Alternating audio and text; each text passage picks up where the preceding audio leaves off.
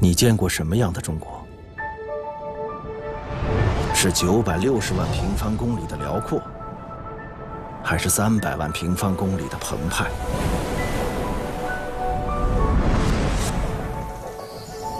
是四季轮转的天地，还是冰与火演奏的乐章？像鸟儿一样，离开地面，冲上云霄，结果超乎你的想象，前往平时无法到达的地方，看见专属于高空的奇观。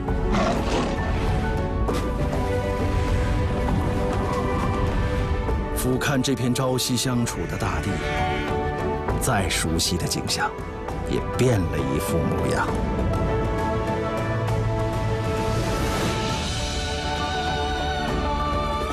从身边的世界，到远方的家园，从自然地理到人文历史，50分钟的空中旅程，前所未有的极致体验。从现在开始，和我们一起天际遨游。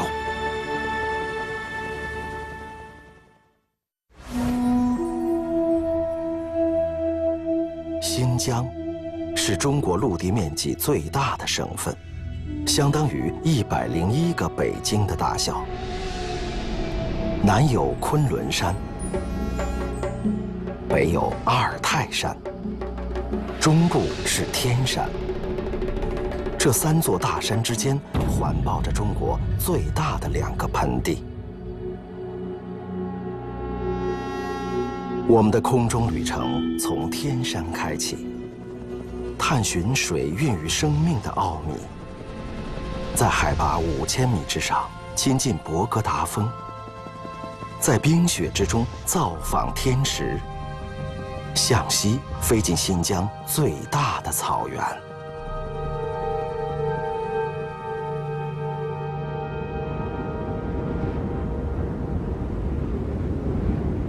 比起山脉，河流似乎更经常被认为是文明的缘起。不过，当我们谈论的是一座全长2500公里、横跨4国的巨大山系时，情况就另当别论了。新疆身居亚欧大陆中心，处于极度干旱的地带。天山上的近万条冰川，就像巨大的固体水库，储存了大量水源。从这里发源了370多条河流和众多湖泊。水将这片干旱之地的命运彻底改变。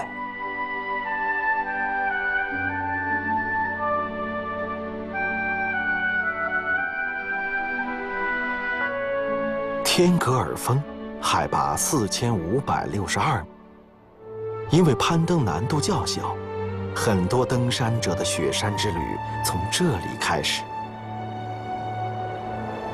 而他们的更高目标是135公里外的博格达峰。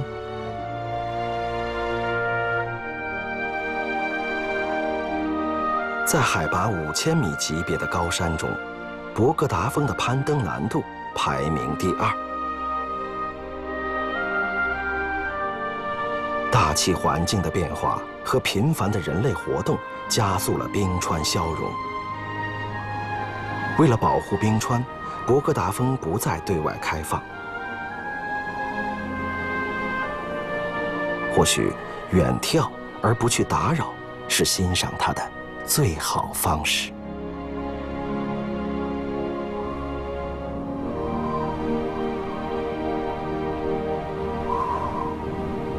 绕行过博格达峰，我们会看到镶嵌在它北坡山腰上的天池。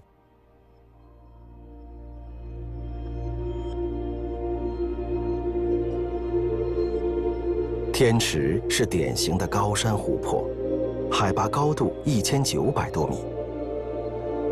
依靠天山冰川融水和雨水，天池为下游河流提供水源补给。从高到低，大地逐渐描绘出一幅蓬勃的生命图景。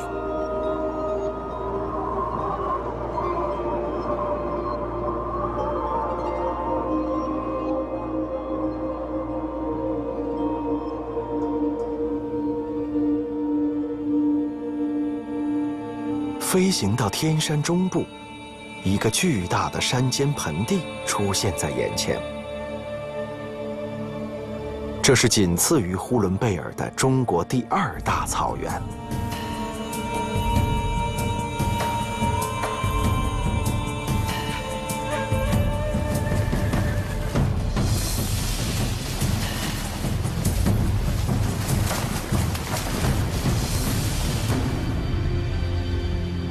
在平坦的草原上，一个小小的外力就能改变河流的方向。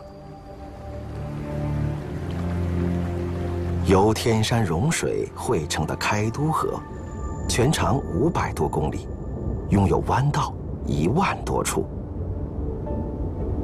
太阳落山时，只要找准最佳观赏点，人们甚至能同时看到9个太阳的倒影。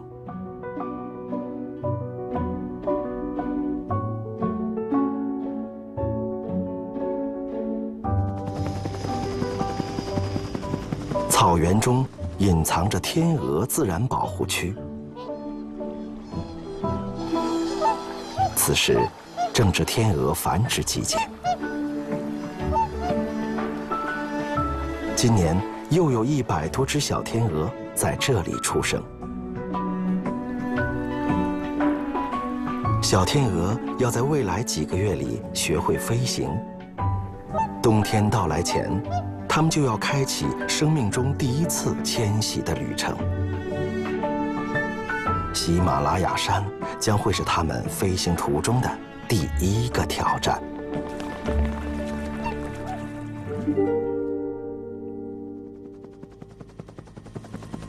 天山北坡是绿洲连缀的富饶之地。从乌鲁木齐到石河子，飞越一片色彩丰富的土地。最后，我们来到峡谷地带，看河流如何在大地上绘画。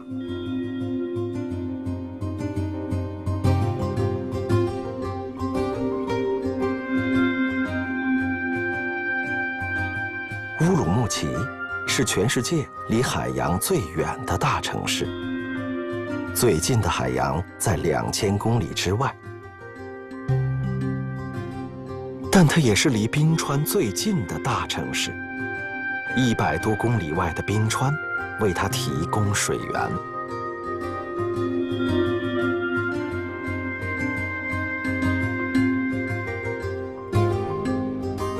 很长一段时间，中央电视台天气预报提到乌鲁木齐时，出现的图片就是这座国际大巴扎。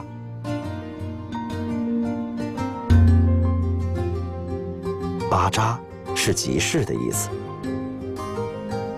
当地有句俗话说，巴扎里除了父母，什么都可以找到。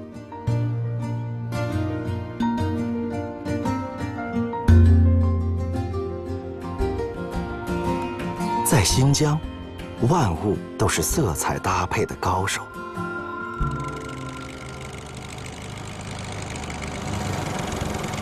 9月，石河子的棉花率先登场。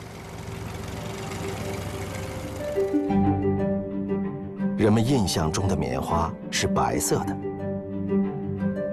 其实自然界中存在彩色棉花。这些棕色棉花就是其中一种。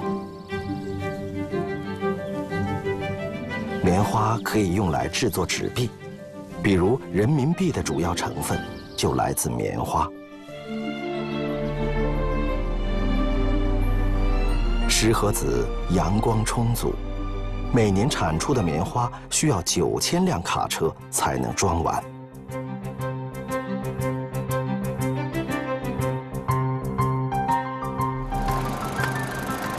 跟棉花相比，番茄是这片大地的新移民。它来到新疆只有短短几十年。番茄这类红色作物喜好充足的日照和剧烈的温差。新疆全年日照时间超过2500小时，昼夜温差高达10几摄氏度。来到新疆，番茄算是找对了婆家。今天，新疆的番茄加工量仅次于美国和意大利。全球每4瓶番茄酱中就有1瓶来自这里。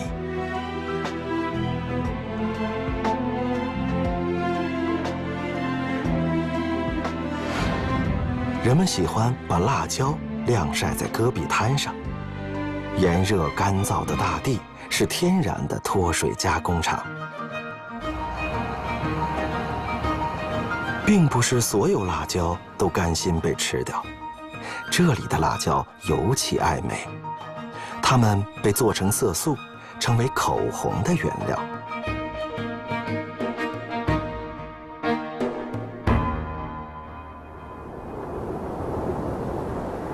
沿天山北坡向西飞行，峡谷是常见的景观。发源于雪山的河流从陡坡冲下，在大地上切出万丈悬崖。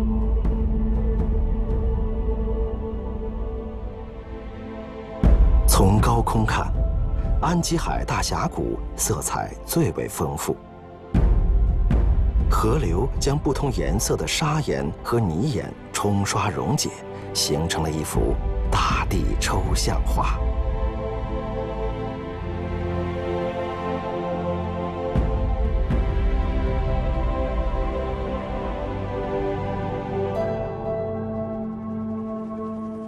接下来的旅程将前往新疆最湿润的伊犁河谷。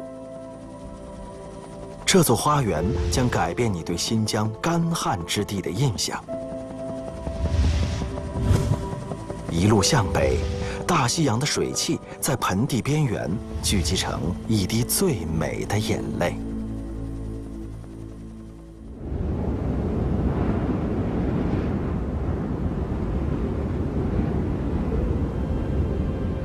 万里之外的大西洋在伊犁河谷大展魔力。向西打开的谷口，最大限度迎接了大西洋带来的水汽。丰沛的降雨和雪山融水，打造了这片塞上江南。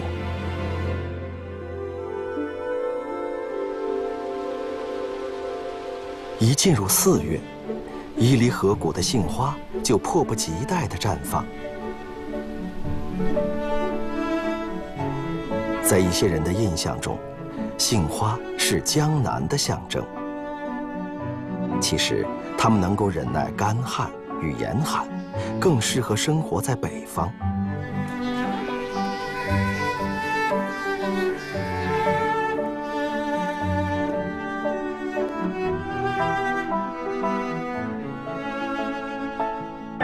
杏花从开放到凋谢，只有短短1周时间。尽管如此，杏花依旧演绎了一幕别有风情的春意盎然。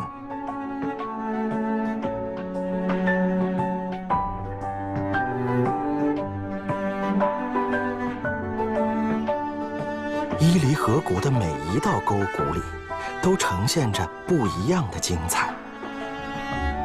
6月，薰衣草开始盛开。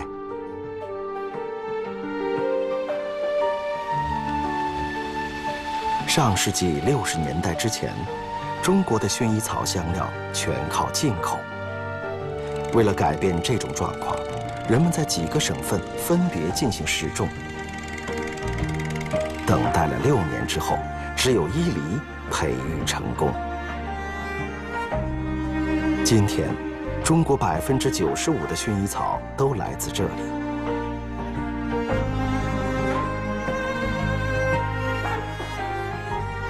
伊犁河谷的西部，有一座奇特的小城。要破解这座县城的玄机，需要从高空往下看。这是从八卦图中获得的灵感。70多年前，特克斯城的县长用20头牛拉着犁从中心出发，划出了八卦城街道的雏形。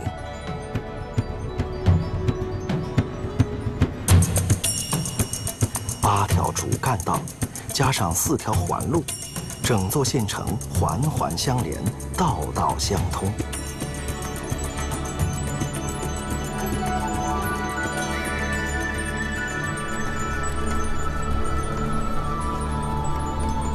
伊犁河谷的冬季，想要收获更多惊喜，人类需要动物朋友的帮助。训练金雕捕猎，这是哈萨克人的传统。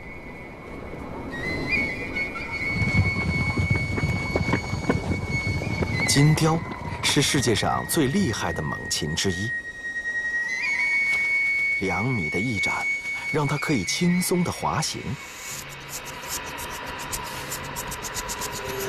金雕还拥有8倍于人类的敏锐视觉，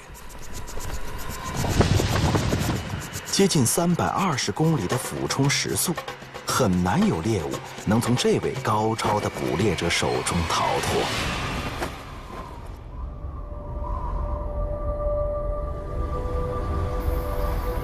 赛果高速是新疆第1条山区高速公路。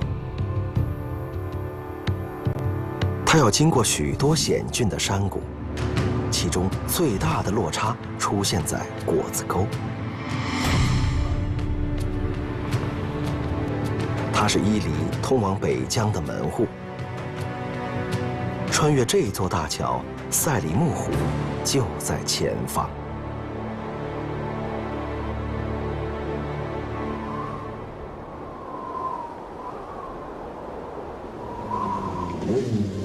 环湖自行车赛在每年的春夏之交举行，骑手们一路翻山越岭，抵达赛里木湖湖畔。这段路程被称为最美赛段。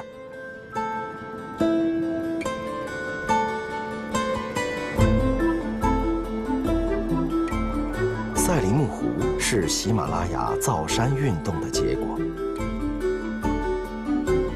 当时众多山脉隆起，在高山之间形成了许多断线的盆地。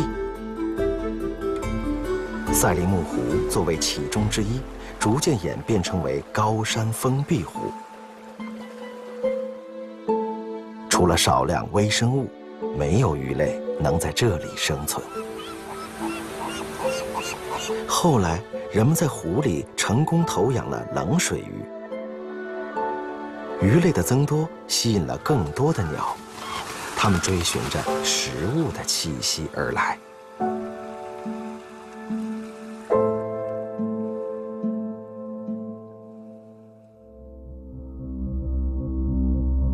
进入北疆的沙漠绝境，倾听野性的呼唤。这里有自然雕塑的魔鬼城，也有人类创造的奇迹之城。进入卡拉麦里，追上比狼跑得还快的蒙古野驴，寻找地球上仅存的野马种群。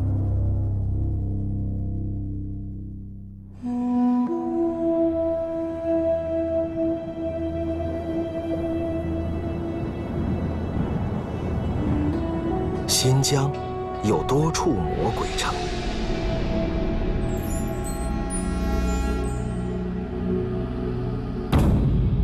大风常年在此东奔西突，把岩层侵蚀出不同的样子，形成独特的雅丹地貌。海上魔鬼城位于吉利湖东岸，湖水为它引来生命。峭壁上的洞穴是鸟类栖息的家园。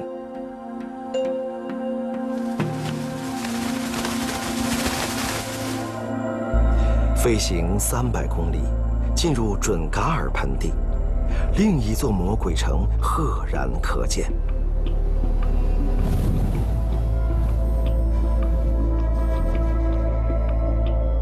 这里曾经也是水草丰茂的动物乐园。1万年前的众多生命，成为今天漆黑粘稠、贵比金子的缘由。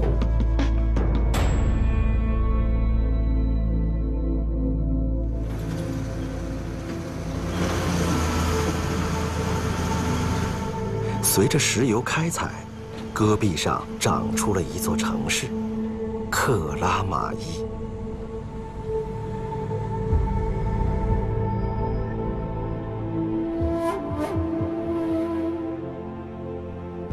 往东部飞行，深入中国第2大沙漠。在沙漠上空俯瞰大地，一片金色的叶脉延绵10几公里。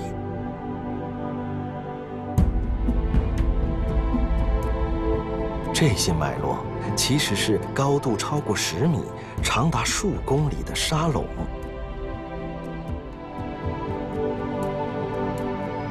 和流动沙漠不同，古尔班通古特沙漠的南部主要是由固定和半固定的沙丘组成。受风向影响，曲线状的沙垄沿着南北走向延伸。从高空看，褐色的大地上布满了自由伸展的树枝。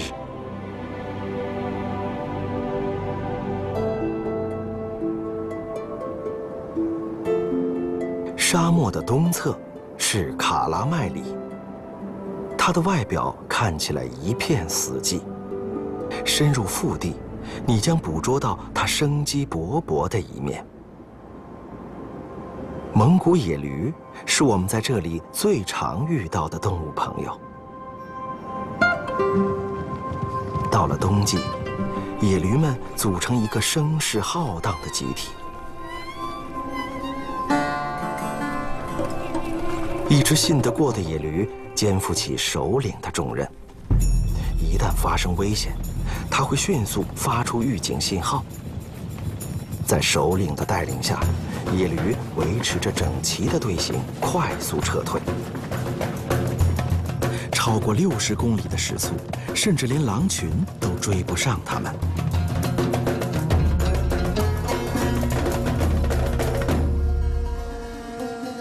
你可能以为这又是一群野驴掠过，其实这是地球上唯一存活的野马种类。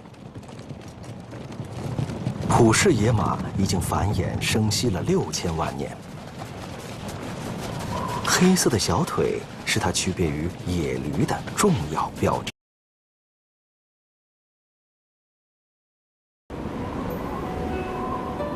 普氏野马在中国一度灭绝，在30多年前，人们用阿尔金山野驴从国外换回了18匹普氏野马。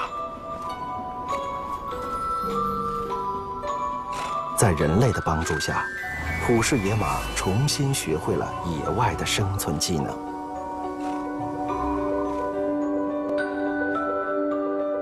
一批批野马从这里毕业，走向荒原。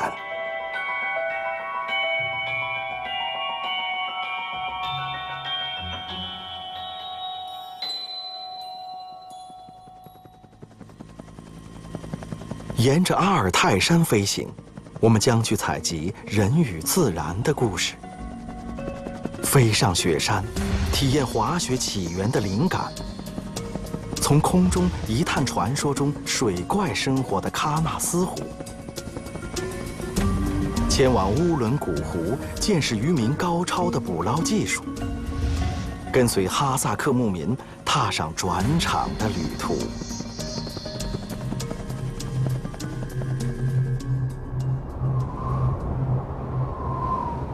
由南向北，穿过准噶尔盆地，我们将逐渐靠近新疆最北端的山脉——阿尔泰山。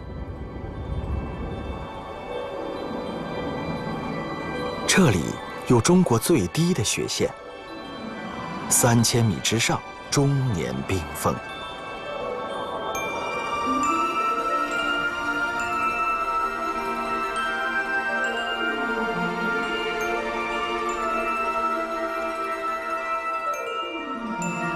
150米深的3号矿坑，是一座稀有金属库。地球上已知的140种矿物，在这里就发现了86种。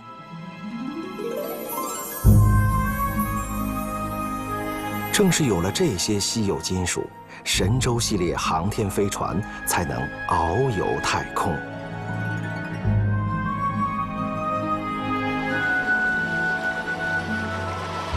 在蒙古语里，阿尔泰山是金山的意思。数百年前，在山上淘金的人曾多达5万。但更多时候，这里是北方游牧狩猎民族的家园。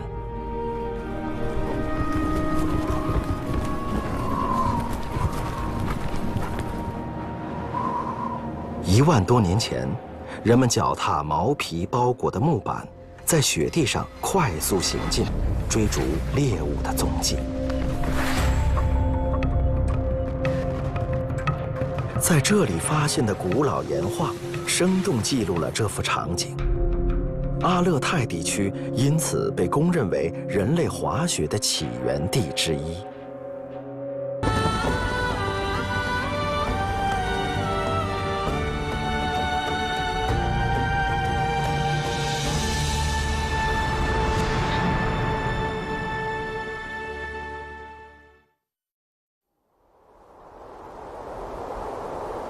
阿尔泰山的密林，掩映着一座看似平静的湖泊。喀纳斯湖水深将近190米，深水之下的世界不为人知。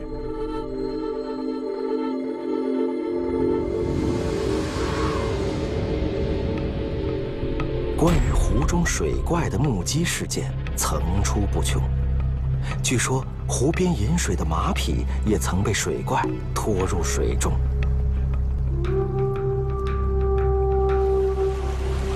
许多游客不远万里来到喀纳斯湖，希望一睹水怪的模样。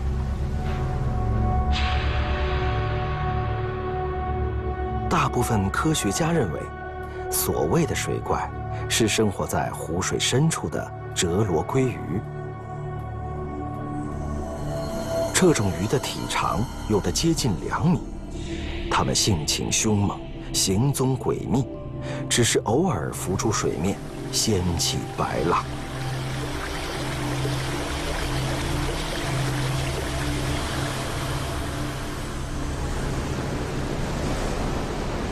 阿尔泰山脚下的福海，是北疆最大的天然渔业基地。5月是禁渔期，池沼公鱼是唯一允许捕捞的鱼类。这种鱼个头很小，寿命大多只有1年，但繁殖力惊人。傍晚是作业的最佳时机，此时大多数鱼都待在深水区。只有池沼公鱼会到浅水层产卵和觅食。有经验的渔民在这个时候找准位置下网，尽量避免误捕其他种类的鱼。来回几番调整，渔网里拉上来的就几乎全是池沼公鱼。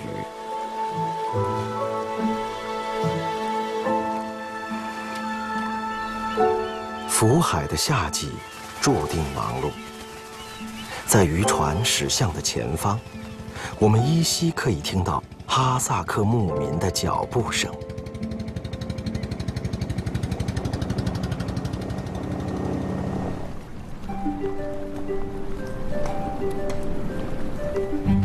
每当季节变化，牧民们都要更换一次牧场。背上家当，赶着牛羊。这一次，他们要前往的是300多公里之外的夏季牧场。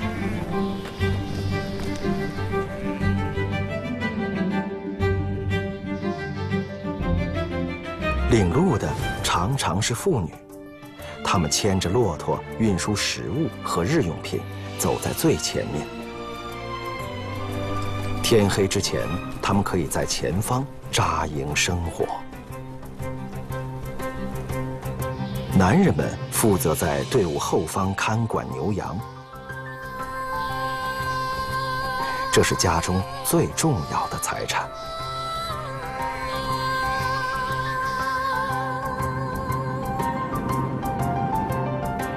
根据牧草的生长周期，有序地为牲畜转移草场。每年这样大规模的转场至少有4次。迁徙的路途数百甚至上千公里。哈萨克族算得上是世界上搬家最多的民族。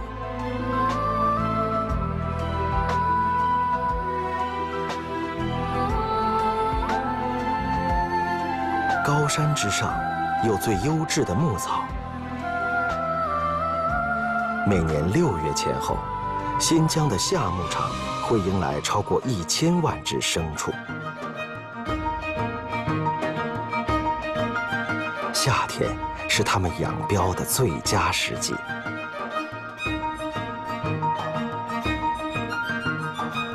在冬天来临之前，牧民们将带着牛羊从高山往下迁徙，回到温暖的河谷低地。新疆的转场是在不同高度上的移动，牧民们总能敏锐地踩到季节的节拍。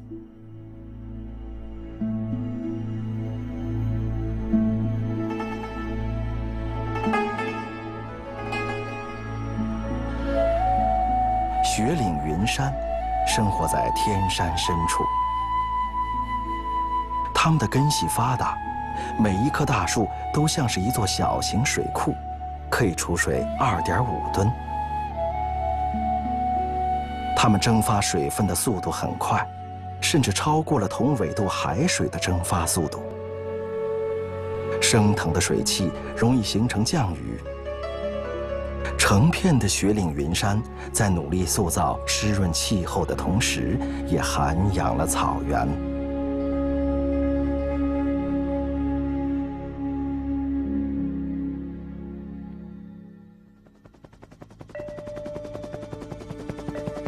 进入塔里木盆地，穿越中国最危险的沙漠，这趟飞行将讲述绝处逢生的故事。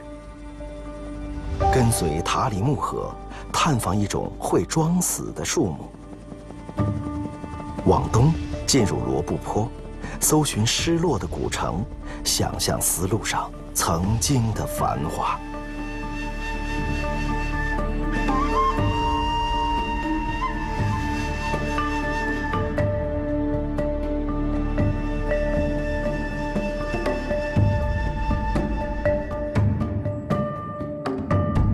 塔里木盆地的中央，是中国最大的沙漠。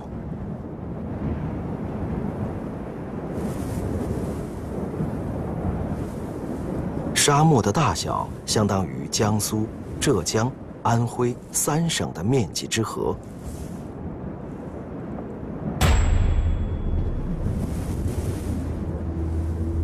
塔克拉玛干在维吾尔语中的意思是进得去，出不来。这是最危险的沙漠，超过80%的沙丘随风流动。1000年来，整个沙漠大约向南延伸了100公里。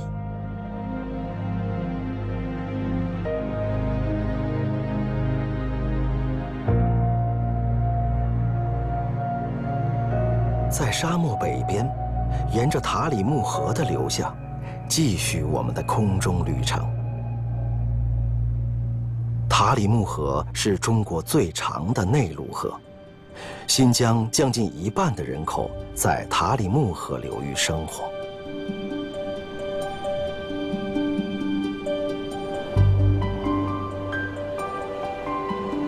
秋日的胡杨林是新疆最值得期待的景观。全世界超过一半的胡杨分布于此。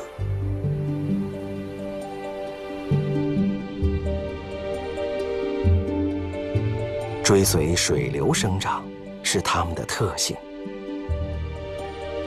一旦缺水，它们会假装放弃地上的身体，让地下的根继续维持生命。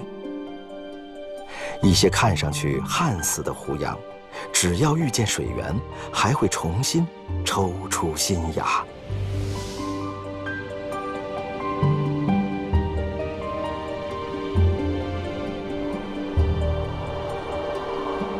荒漠里的生命有着惊人的耐渴能力。骆驼不喝水也能在沙漠里行走1周左右。真正的储水器不是骆驼的驼峰，而是它的体液系统。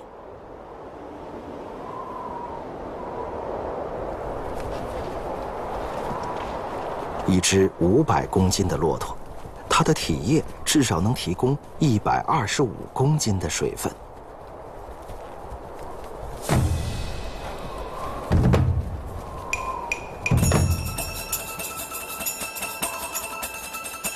应对缺水，鹅喉羚的本事还不够强大，它们更多的是靠勤劳。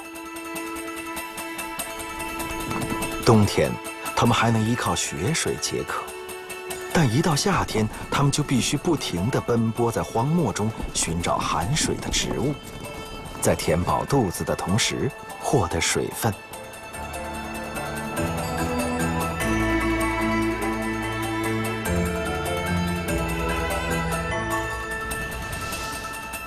这片蓝绿色的湖水，是罗布泊蕴藏的含盐卤水。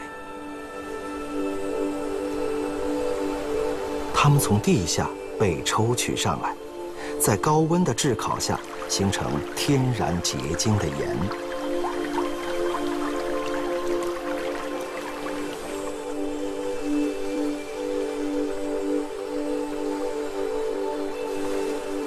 盐湖只是罗布泊的一小部分，这片区域大多是茫茫的戈壁滩。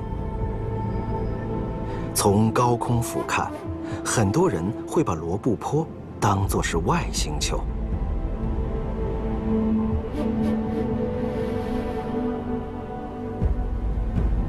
罗布泊曾经是一个巨大的湖泊，塔里木河注入其中。60多年前，塔里木河下游断流，罗布泊最终干涸。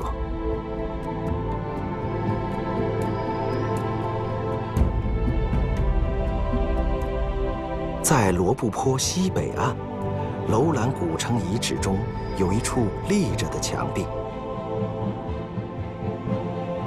因为出土了不少文书，人们猜测这可能是官府用来存放机密文件的库房。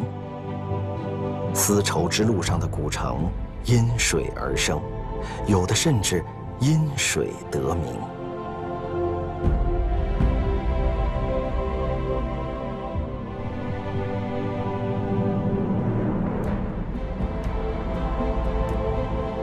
这座古城建在柳叶形的核心洲上，曾经有2条河流从它两侧交叉而过，它因此得名交河城。当时的人们采用了一种独特的建筑方式，直接从生土层向下掏挖，从街道到房屋，最终挖出整个城市。交河城静静坐落在这里。在我们飞行途中，还有许多失落古城的遗迹。它们依水而建，彼此接力，为丝绸之路上远行的商队提供补给。没有这些古城，文明和贸易不可能行走得如此之远。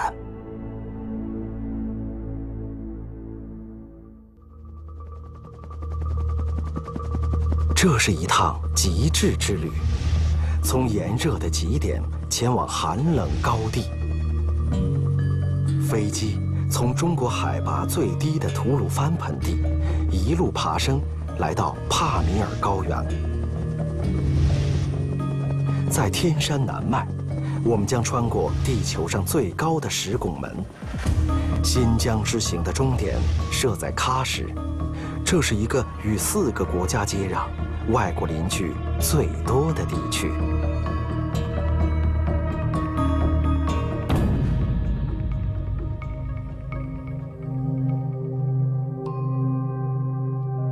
大多数人是从《西游记》中第一次听到火焰山的名字。火焰山的热自古有名，地表温度最高超过70摄氏度。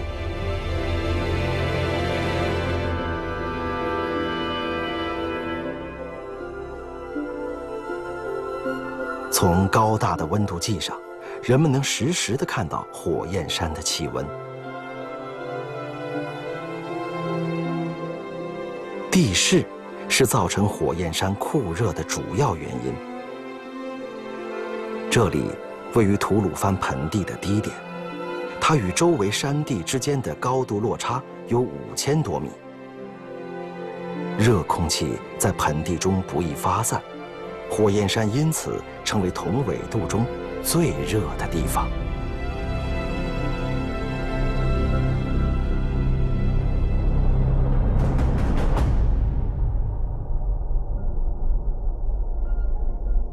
火焰山寸草不生，但它附近的山谷却是葡萄成荫。据说吐鲁番出产中国最甜的葡萄。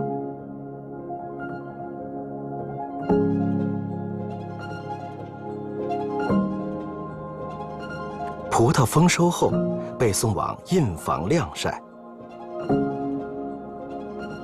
印房的墙壁留有许多花孔，既能通风，又能避免阳光直射在葡萄上。短短40天，干燥的热风就能把鲜葡萄烘干。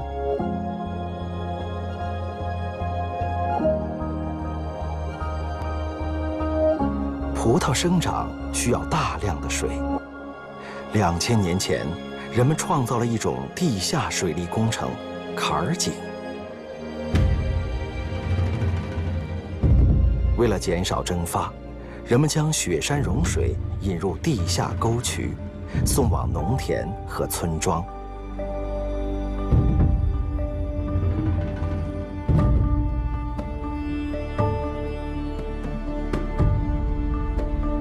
据说，将坎儿井所有的水渠连起来，超过5000公里。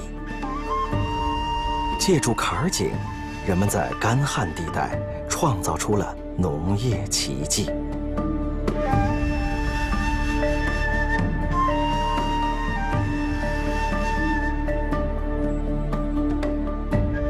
从吐鲁番盆地启程，飞行1300公里，我们来到中国的最西端，帕米尔高原。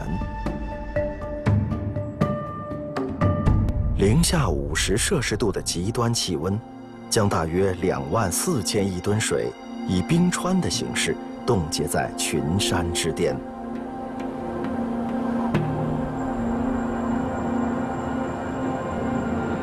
慕士塔格峰被称作冰山之父，它拥有相当于280个天池水量的超级冰盖。登山者眼中，慕士塔格峰长得像一个大馒头。在7000米级别的高山中，它相对容易攀登。人们登顶后可以直接滑雪下山，庆祝他们的成功。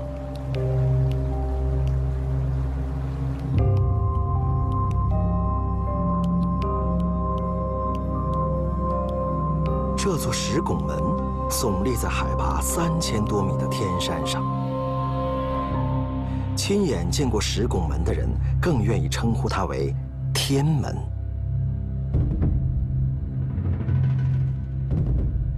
干燥的空气在狭窄的山脊间快速流动，侵蚀着岩壁，逐渐凿出了这个风的通道。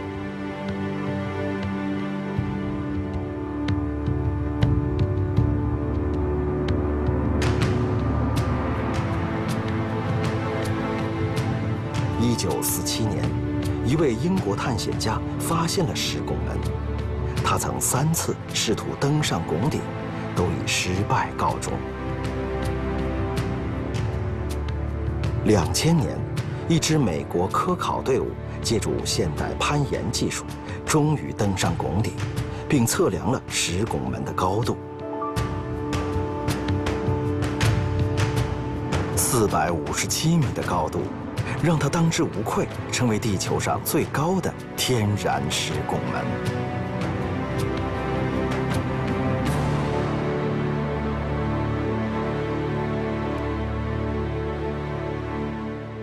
离开高山，进入人烟稠密的绿洲地带，喀什已经静候我们多时。南北丝绸之路在喀什交汇，往来西域的人们在这里落脚。古老的商业传统，今天还能在巴扎里找到。喀什的巴扎种类繁多，周日是牛羊巴扎的开放日。传统的买卖已经延续了数千年，一桩桩生意成就了这座喀什城。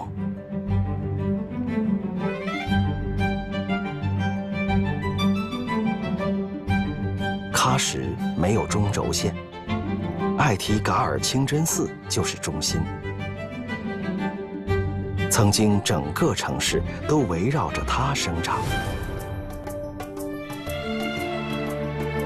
平时这里有2-3千人做礼拜，到了古尔邦节或开斋节，数万人将会聚集在清真寺。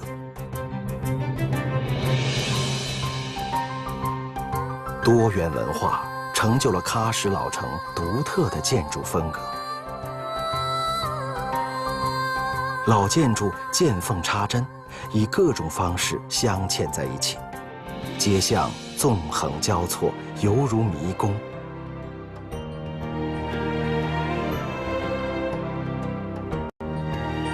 东部延绵的临海地带，让中国与世界相连。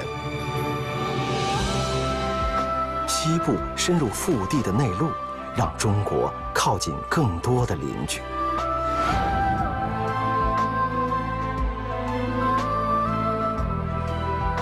曾经，一条向西延展的古丝绸之路，承载了人们对于远方的所有激情和想象。